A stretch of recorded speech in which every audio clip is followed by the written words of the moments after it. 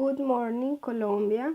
Welcome to another broadcast of the news. We start with which is the world's most LGBT friendly city? Even when cities seem progressive on the surface, the lived experience of members of the LGBT community can tell a dramatically different story. Many annual Pride marches that were once solemn protests against repression have become celebrations of now existing rights or progress, reflecting the strength of LGBT communities. In Bogota, for example, the capital of a macho and socially conservative country, there has been surprising progress in LGBT rights. In 2016, the country's government passed laws allowing same-sex couples to adopt and marry, and the previous year it granted transgender people the right to change their identity on official government documents, which have allowed more equality and openness. However, this year's Bogota Pride March was marked by an undertone of resistance to and fear of the right-wing government of the new president Iván Duque. Duque openly opposes the LGBT inclusive peace agreement his predecessor Juan Manuel Santos signed with leftist rebels FARC in 2016. Activists claim he is also against same-sex marriage and adoption rights. Well, there are some countries around the world that are pretty friendly with the LGBT community, especially Europe and Canada. A study of US metro areas found San Francisco has the biggest proportion of LGBT residents in the country at 6.2%, followed by Portland and Austin. San Francisco has often been called the gay capital of the world for its culture of tolerance. But the other side of the coin are countries like Russia, Saudi Arabia, Africa, and Iran.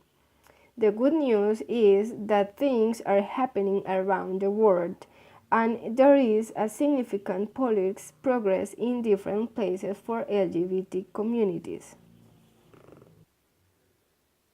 In other news, Canada warming twice as fast as the rest of the world. Canada is warming on average at the rate twice as fast as the rest of the world, a new scientific report indicates. The federal government climate report also warns that changes are already evident in many parts of the country and are projected to intensify.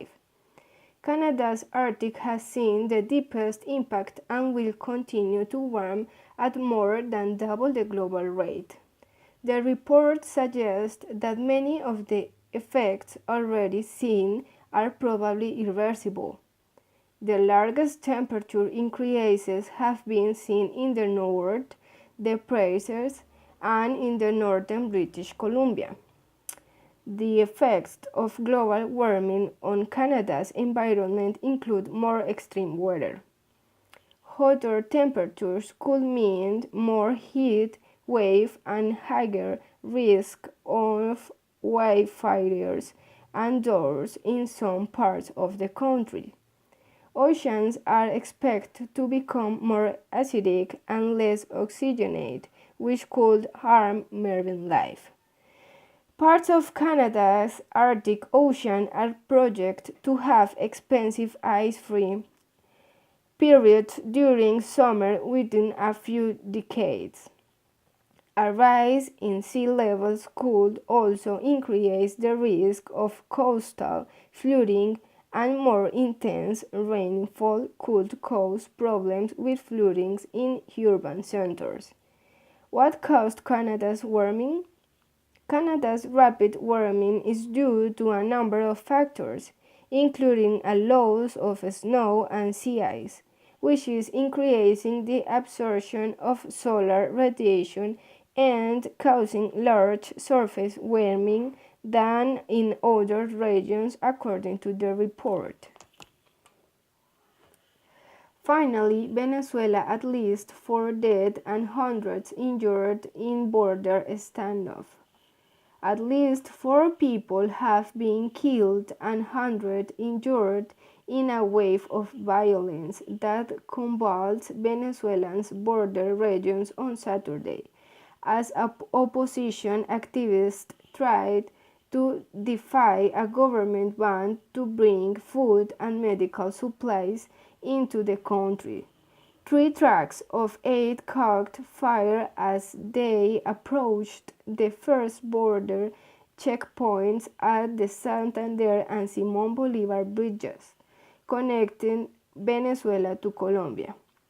It is not clear how those fires were started.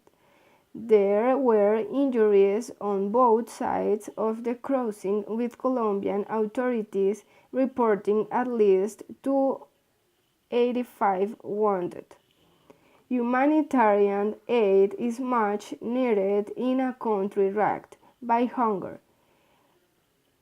hyperinflation, and food shortage, but opposition leaders also hope their attempt to deliver supplies will undermine Maduro and encourage defection from security forces that have largely remained loyal to Caracas. Maduro addressed a rally in the capital, insisting he was stronger than ever and calling volunteers trying to ship and traitors. The most serious clashes were on the Santander Bridge separating Cúcuta and the Venezuela town Ureña.